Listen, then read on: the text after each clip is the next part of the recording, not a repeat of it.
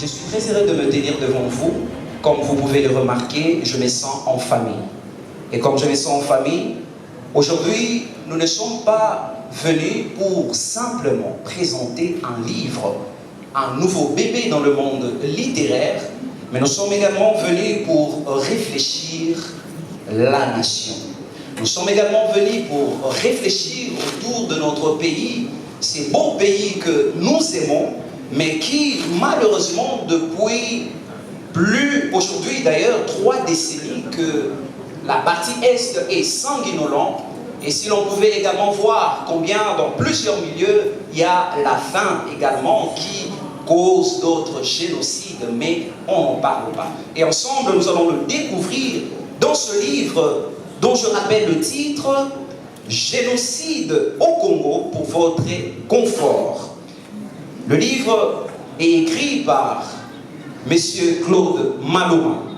Alors je disais tout à l'heure que je suis Daniel Bila, je suis pasteur et écrivain. Je dis un très grand merci à M. Claude Maloma pour m'avoir fait confiance. Et d'ailleurs, pour ceux qui ne le savent pas, on venait à peine de se connaître. Et à peine de se connaître, jeune, n'ayant pas encore même 30 ans, il m'a fait confiance.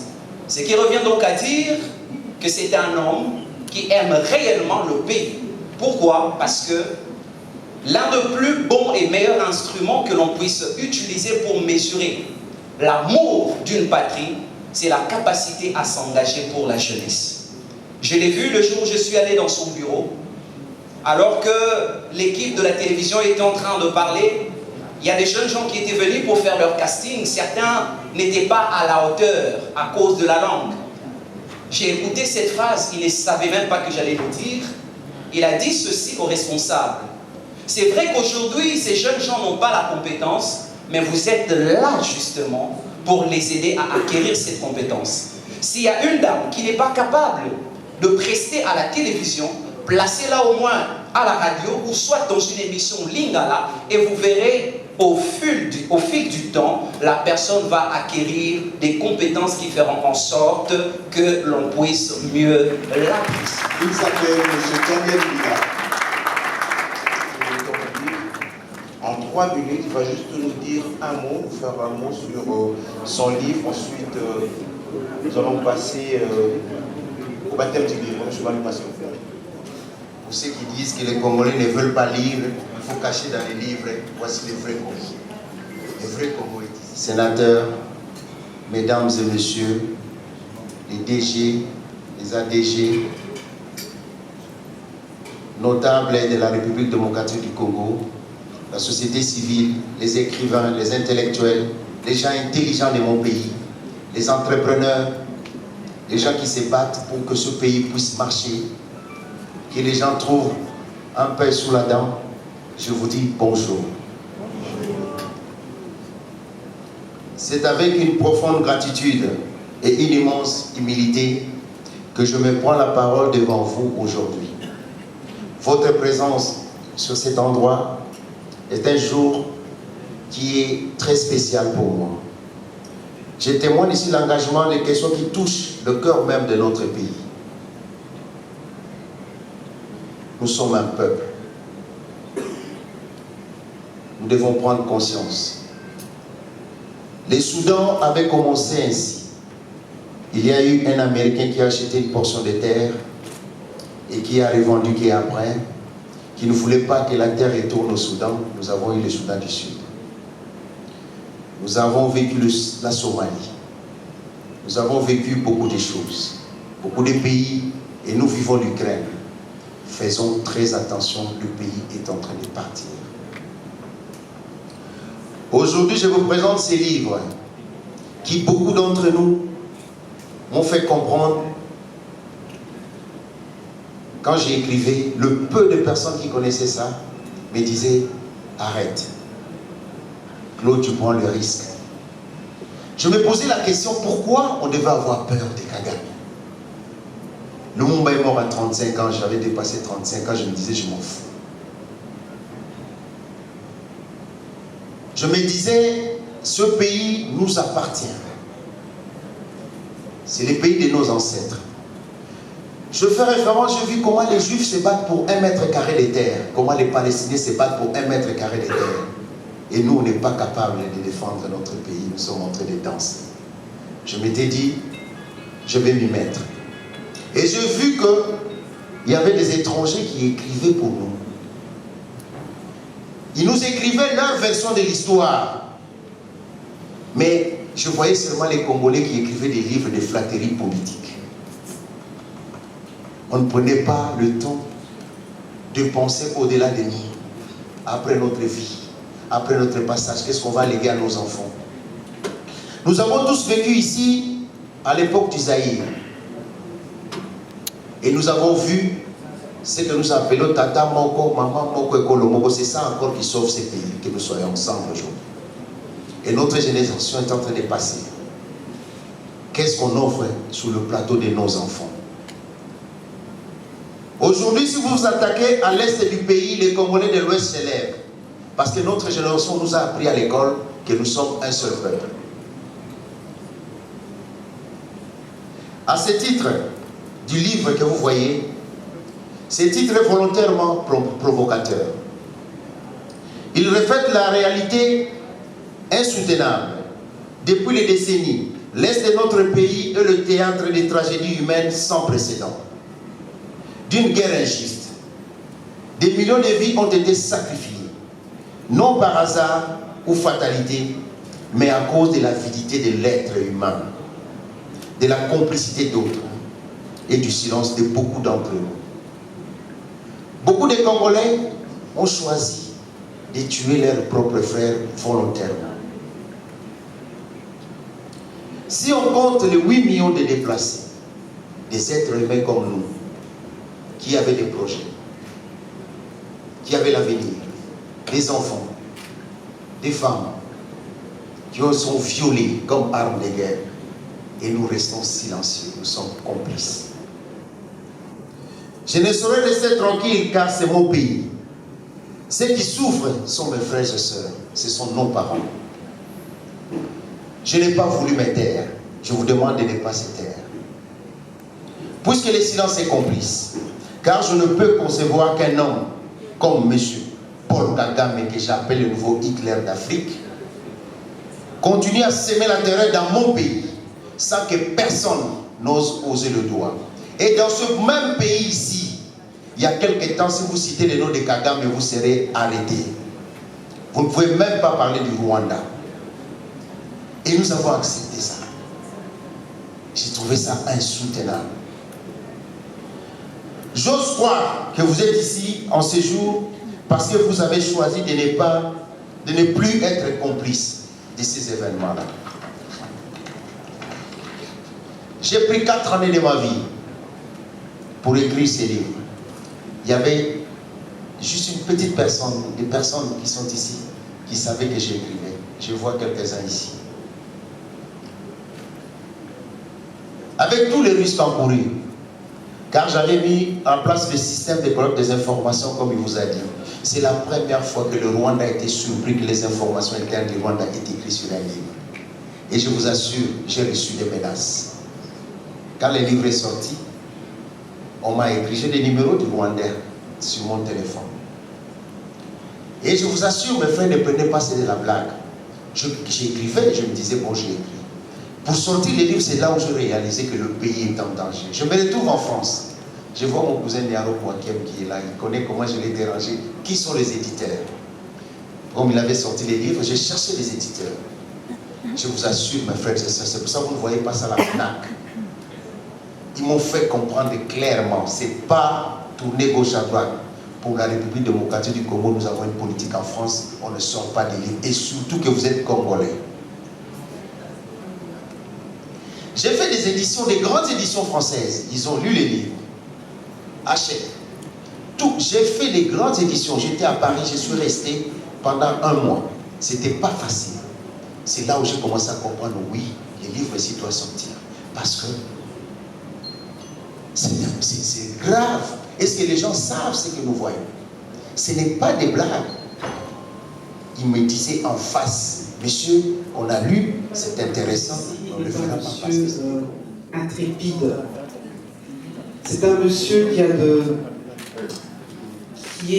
la bagoue. C'est un monsieur qui n'a pas froid aux yeux. C'est un monsieur qui dit clairement les choses. C'est un monsieur avec qui que j'ai connu il y a pas mal de temps. Et c'est vrai que quand il dit qu'il a commencé ce livre, je n'étais pas au courant, j'étais parmi ceux qui ne savaient pas. J'ai vu que le produit fini. J'ai dit, ben dis donc, toi là, t'es fort. T'es fort et tu es téméraire. Mais tu ne seras pas vexatoire. Parce que ceux qui ont fait le droit comme moi, nous avons une action qu'on appelle les actions téméraires et vexatoires. C'est-à-dire des actions qu'on fait pour rien et pour faire passer le temps. Les téméraires et les pas vexatoires. Et quand il m'a proposé de venir porter le livre sur les fonds baptismaux, je lui ai dit, je suis ton homme à défaut d'être ta femme.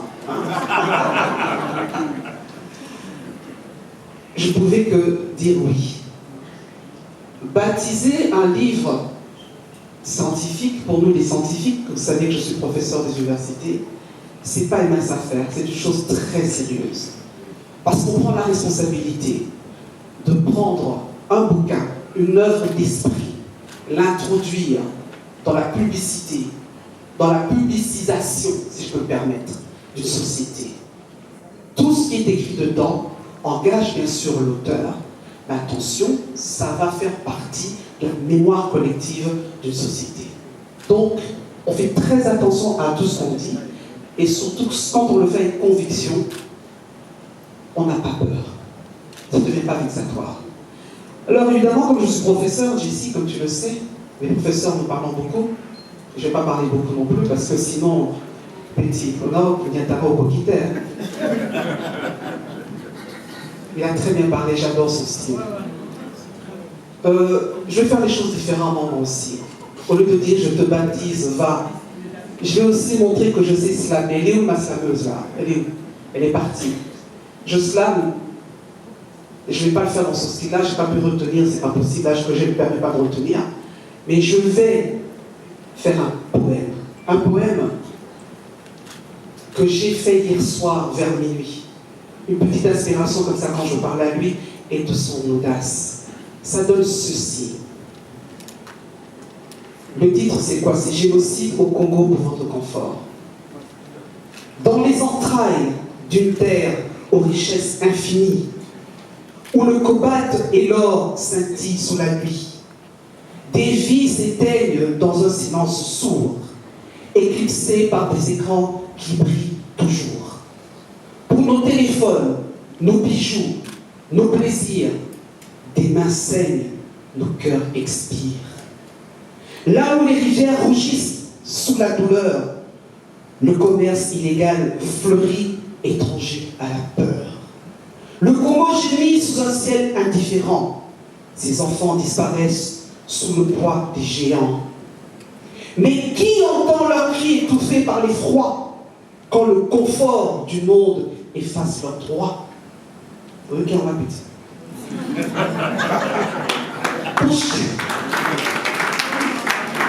Pour chaque gadget, chaque morceau de métal, des familles sont plongées dans un enfer létal.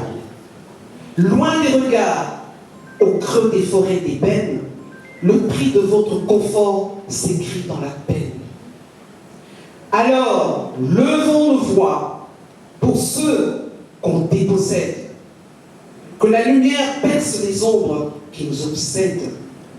Car le vrai confort, c'est un monde, un Congo en harmonie, où chaque vie compte, sans effusion et sans tyrannie. Très cher ouvrage, c'est là que tu interviens maintenant. Très cher ouvrage, Génocide au Congo pour votre confort. Genocide in Congo for your comfort. Because I always speak English too. Très cher ouvrage, Génocide au Congo pour votre confort. Sache, là tu viens. Sache que tu n'es pas un livre ordinaire.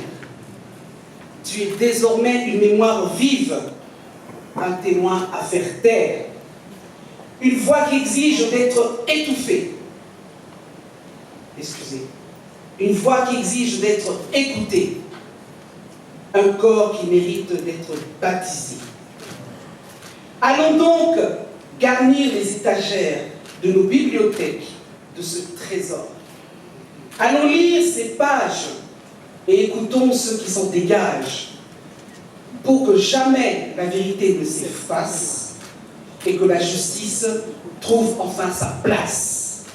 Va, reçois toutes les bénédictions nationales et internationales.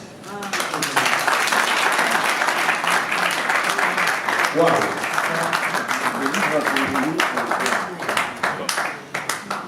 Je crois que désormais, Madame Ladir Kaba, professeure, il faudrait qu'on rajoute poète. C'était juste pour faire un peu différent. L'inspiration y était parce que c'est quand même un livre lourd, un livre très prenant et très, très sérieux. On ne peut pas le lire à la légère. Donc j'avais voulu aussi contribuer avec une lourdeur, une gravité par rapport à ce qui se passe. Et comme vous le savez, le président de la République, qui est parmi les premiers à avoir dit le nom qui était tabou, le nom du pays qui était tabou, il l'a dit. Et on ne peut plus avoir peur. D'ailleurs, il nous a permis de ne plus avoir peur. Et c'est ainsi que ce livre contribue à ne plus avoir peur. Je vous remercie. Merci madame. Vous me donnez les citations. Celui que nous avons sombre, il y a un moment où classé. Ok. Vous m'avez donné deux. Voilà, troisième exemplaire. Ce qui fait le livre peut me demander, voilà. Très bien. Donnez-moi l'argent, je prends. Madame, voilà. Ok. Entre-temps, je vends. M. Balouma est là pour les dédicacer.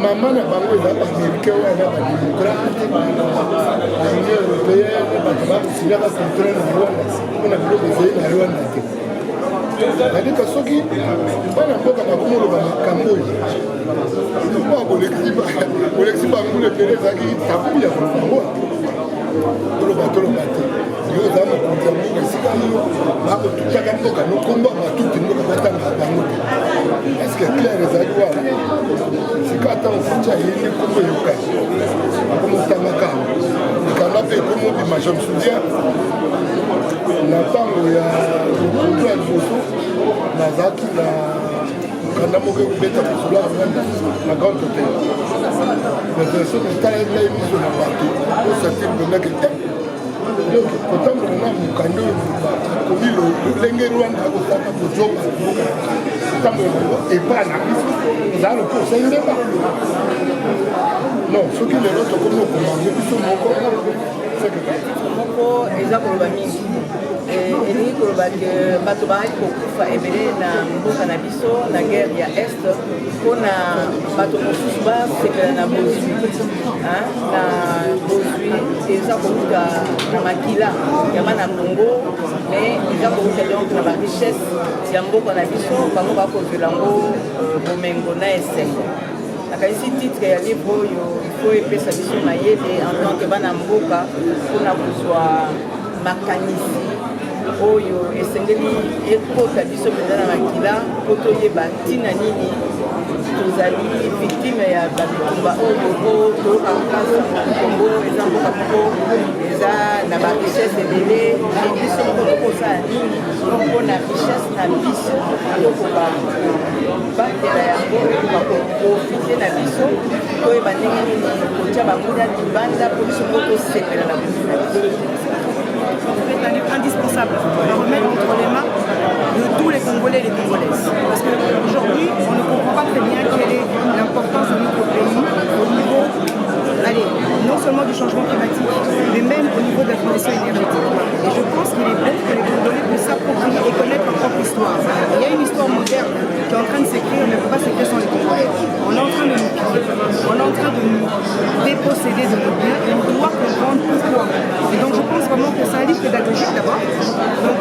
Congolais et les Congolaises qui vont comprendre que notre pays regorge de ressources naturelles et que ces ressources et ces minerais, ce sont les ressources dont on a besoin demain pour pouvoir fabriquer une batterie électrique, pour pouvoir demain, fabriquer des téléphones portables. C'est pour ça qu'il dit génocide pour votre confort.